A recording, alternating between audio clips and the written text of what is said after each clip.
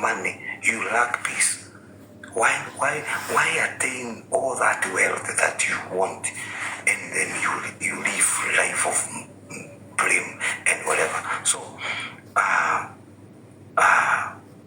kuna maandiko ambayo inasemanga ya kwamba if you are given the whole earth, kingdom yote, if you are given everything, upatiwe kila kitu. Hebu kwanza mbaetewe nikuulize kitu.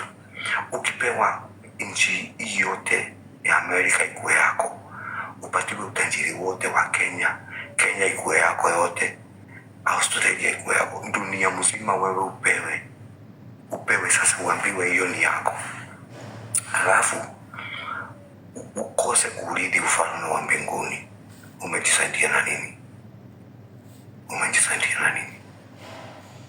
Bwana asifiwe.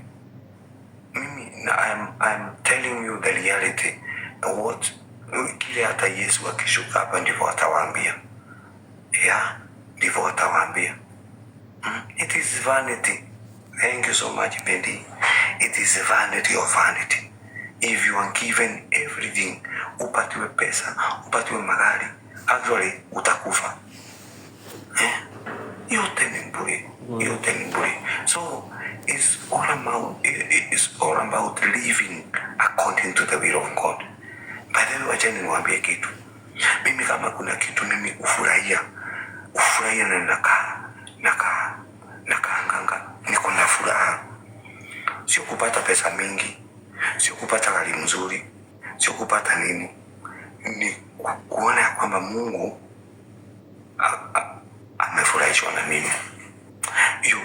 Let me tell you, hindi ciothe ugatura ri, hindi ciothe siku zote zenye utaishi, taturaga muturire atiriri, ene ukaigua gakea Ngai arakara, Ngai riria murakaru ri ni ukoragwo na kĩeha kĩnene mũno na wĩihoru rĩrĩa atemũkene, na rĩrĩa akenete ri ugakenaga, yani ukeriragĩria gũtũra mũtũrĩre ũrĩa ũkenagia Ngai.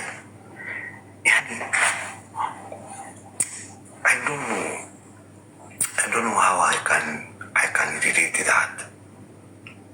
I don't know how I can relate to that, but ni wega tuirutanirie gũtũra mũtũrĩre, tuirutanirie tujitahidi kuishi maisha ambayo inafurahisha Mungu.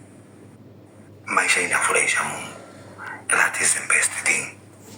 Those people who knows my background, siwezi taka mchezo hata kidogo, especially when it comes to things of God. Mimi wanga tunakosana mpaka na watu. When it comes to things of God, tutakosana kabisa, tutapotelea hivi. And people knows that. Praise the name of Jesus. So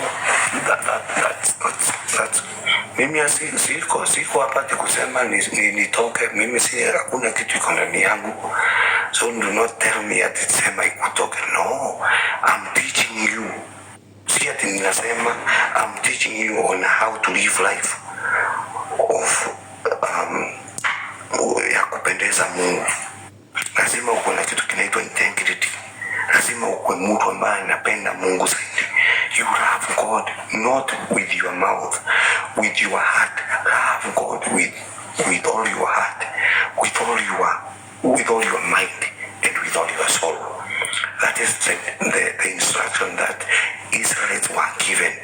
Ya kwamba, and they were given three things: with all your mind, loving God with your mind, with your heart,